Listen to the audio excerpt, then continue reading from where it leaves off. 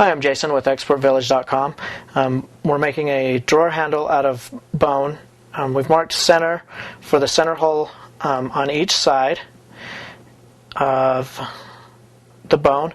We're going to go partway in one side and partway in the other side, but I'm going to do one side at a time. We're only going to go about halfway, and this is going to be 3 or 4 steps because this is the initial hole that we're going to drill, but there will also be another drill hole in the center, so we only want to go partway down. So I'll show you how far to go down with this one, and we'll stop and talk about it and go on to the next step.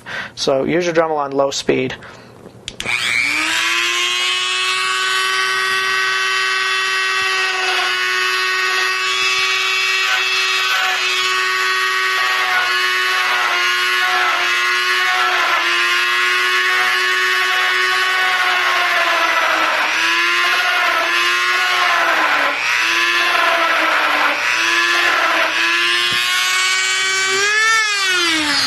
Okay, I'm going to want to talk about that. Now, you can see that my bit is jumping everywhere around, and my hole's getting bigger and bigger and bigger.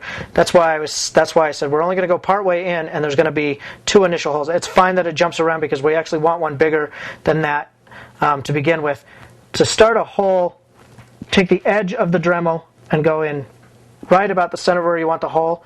Go in on a slant, turn it over, do the same thing again, and as you go down, you're going to want to try to really keep not too much pressure, but keep it right in the center and right flat with the bone. So we'll do that, and I'll show you the other side.